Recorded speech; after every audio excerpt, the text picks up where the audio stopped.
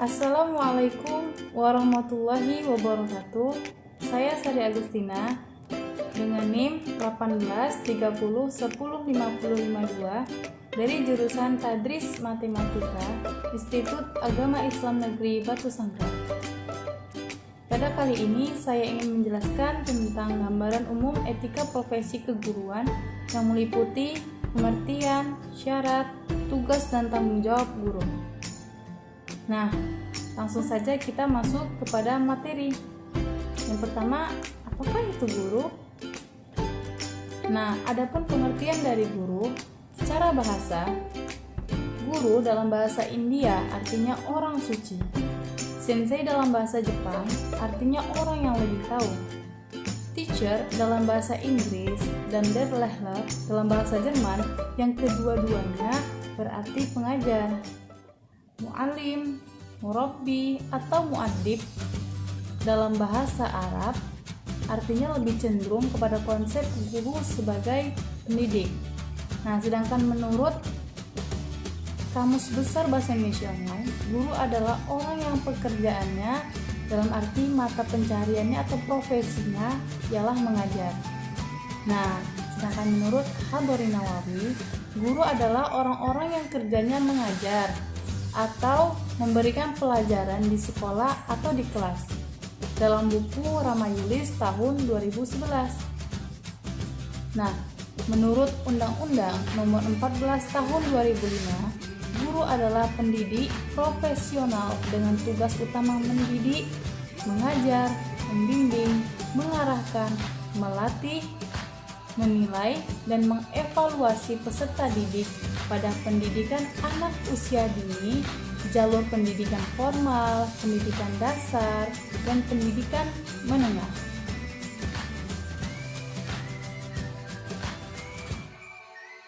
Nah,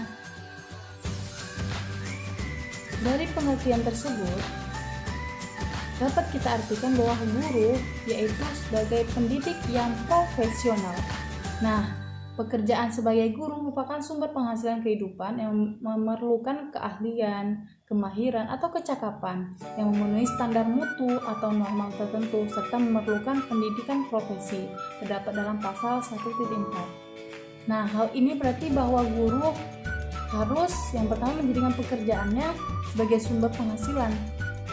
Nah, yang kedua memiliki keahlian, kemahiran, atau kecakapan yang memenuhi standar mutu atau norma tertentu. Selanjutnya mengikuti pendidikan profesi.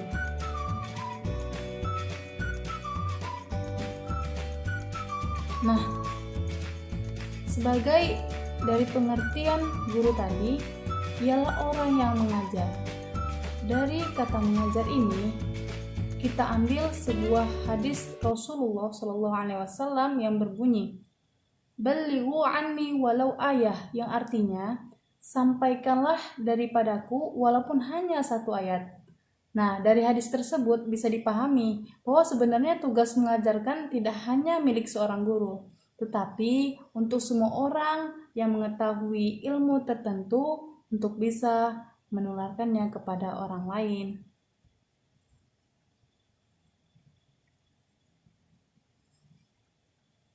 Karena keutamaan termasuk dari seorang guru adalah salah satunya Allah akan meninggikan derajat orang-orang yang beriman dan berilmu. Terdapat dalam surah Al-Mujadalah ayat 11 yang berbunyi, Bismillahirrahmanirrahim, Yarfa'illahu alladhina amanu minkum walladhina utul ilma darajat wallahu bima ta'maluna khabir, yang artinya Allah akan meninggikan orang-orang yang beriman di antaramu dan orang-orang yang diberi ilmu pengetahuan beberapa derajat, dan Allah Maha mengetahui terhadap apa yang kamu kerjakan.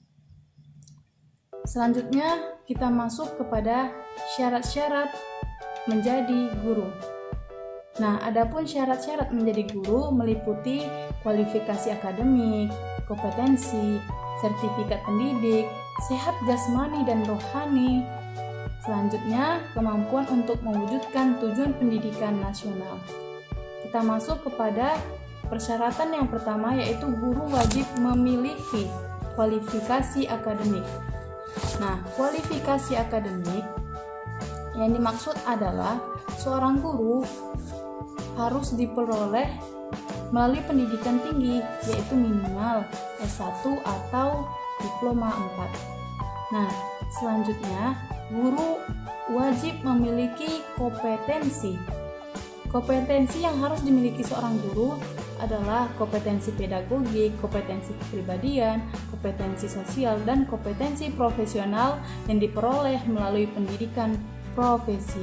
Yang dimaksud dengan kompetensi kepribadian adalah kompetensi yang meliputi kepribadian yang mantap, berakhlak mulia, arif, berwibawa, serta menjadi teladan peserta didik.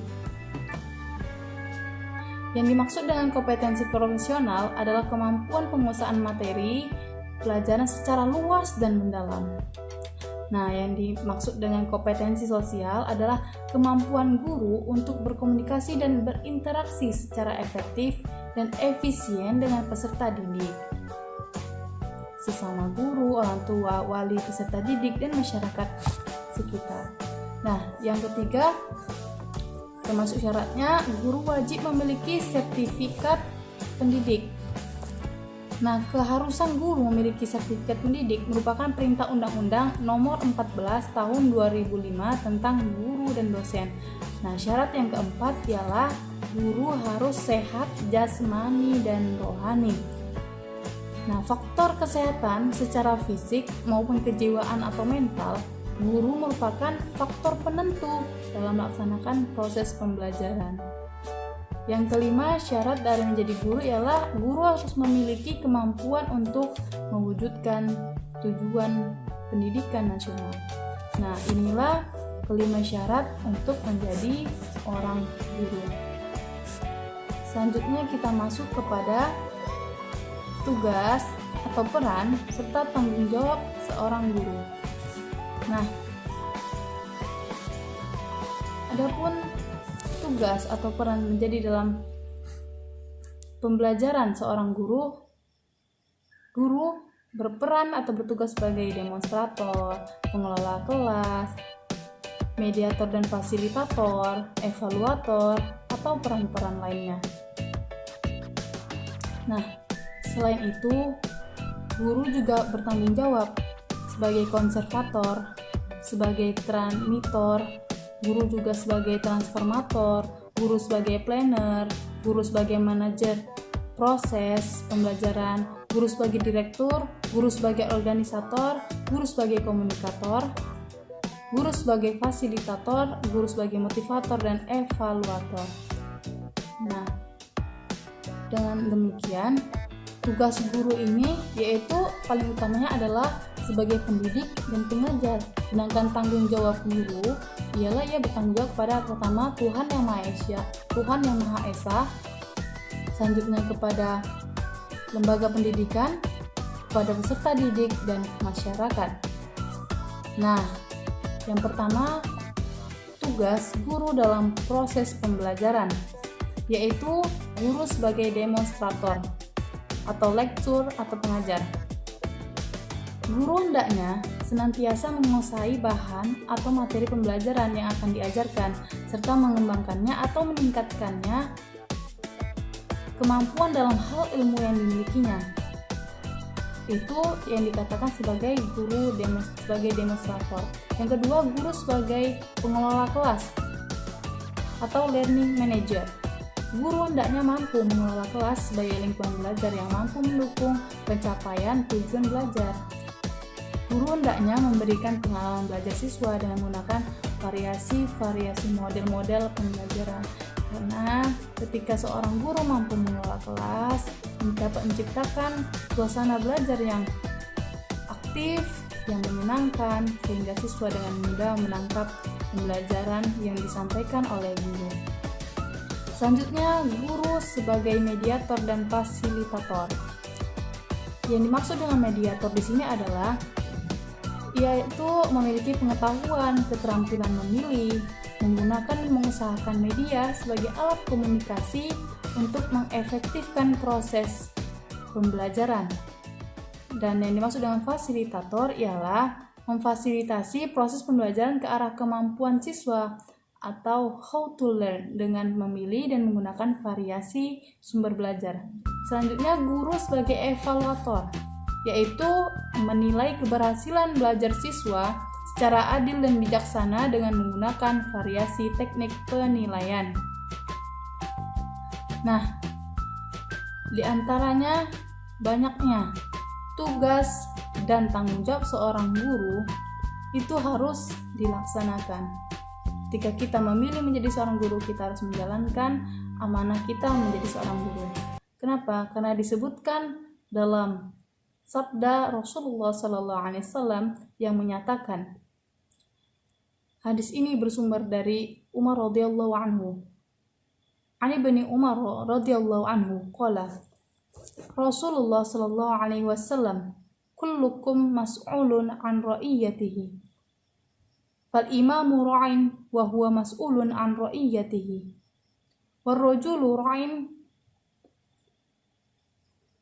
fi ahlihi wa huwa mas'ulun an ra'iyatihi.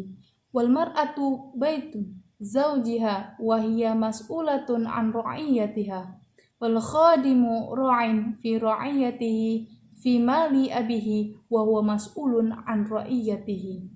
Fa kullukum ra'in wa kullukum mas'ulun an ra'iyatihi. Hadis sahih rawahul khamsah. Nah, yang artinya setiap kamu bertanggung jawab atas kepemimpinannya. Maka seorang imam adalah pemimpin dan dia bertanggung jawab atas kepemimpinannya. Seorang laki-laki adalah pemimpin di dalam keluarga dan dia bertanggung jawab atas kepemimpinannya. Perempuan adalah pemimpin di rumah suaminya dan dia bertanggung jawab atas kepemimpinannya. Pembantu adalah seorang pemimpin atau penanggung jawab terhadap harta tuannya dan dia bertanggung jawab atas kepemimpinannya. Dan seorang anak adalah pemimpin terhadap harta ayahnya dan dia bertanggung jawab atas kepemimpinannya. Maka setiap kamu adalah pemimpin dan setiap kamu bertanggung jawab atas kepemimpinannya. Nah, dari hadis di atas dapat dipahami bahwa tanggung jawab merupakan kewajiban individu sebagai hamba Allah yang kepadanya dititipkan amanah untuk menjadi pemimpin atau penguasa, termasuklah guru, baik teman untuk memimpin dirinya sendiri. Maka ketika kita diamanahkan menjadi seorang guru, hendaknya kita amanah terhadap tugas yang kita dapatkan atau tanggung jawab yang kita emban. Karena apapun yang kita kerjakan akan diminta pertanggungjawabannya atas yang kita pimpin. Nah, selanjutnya ketika kita menjabat sebagai seorang guru dan profesional dalam pandangan Islam, khususnya di bidang pendidikan, seseorang guru harus benar-benar mempunyai kualitas keilmuan, kependidikan, dan keinginan yang memadai guna menunjang tugas dan jabatan profesinya. Sebagaimana sabda Nabi Muhammad SAW,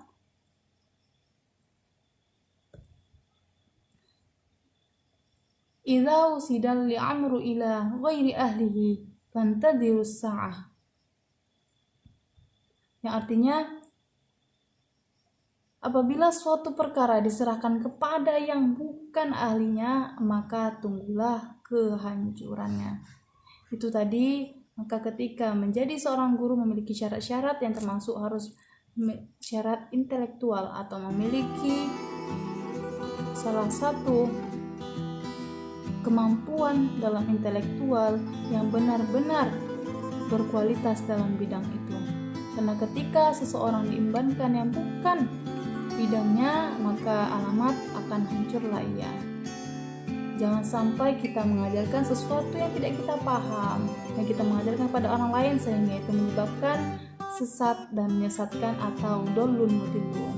Ketika apa yang kita ketahui, kita pahami, kita amalkan, maka hendaknya kita ajarkan. Namun ketika kita belum lalu mengetahui, hendak belajar menggali terus pelajaran sehingga kita paham. Ketika kita paham, kita bagikan ilmunya kepada orang. Nah, dari pengertian tadi tentang tugas dan tanggung jawab seorang guru, kita ambil garis besarnya.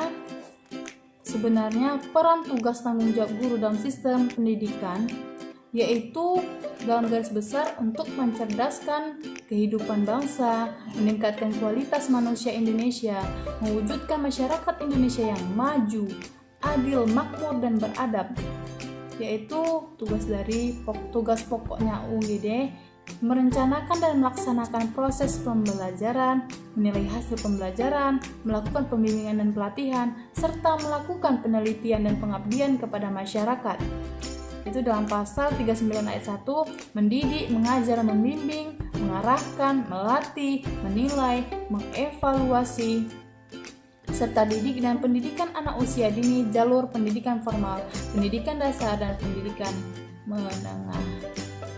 Untuk itu, siapa yang berkeinginan menjadi guru karena termasuk keutamaan menjadi seorang guru disebutkan Nabi dalam hadis An Abi Hurairah anna Rasulullah sallallahu alaihi wasallam qala idza mata banu adama in qata'a amaluhu illa min salasin shadaqatun jariyah aw ilmin yantafa'u bihi aw waladun shalihin yad'u lah, rawahu Muslim. Yang artinya Rasulullah sallallahu alaihi wasallam bersabda, apabila anak Adam yaitu manusia mati atau meninggal, maka terputuslah amalnya kecuali 3. Yang pertama apa? Sedekah yang terus menerus atau sedekah jariah. Yang kedua, pengetahuan yang dimanfaatkan atau ilmu yang bermanfaat yang diajarkan seorang guru kepada anak-anak didiknya atau peserta didik. Yang ketiga adalah anak yang soleh yang mendoakan dia. Hadis riwayat Muslim.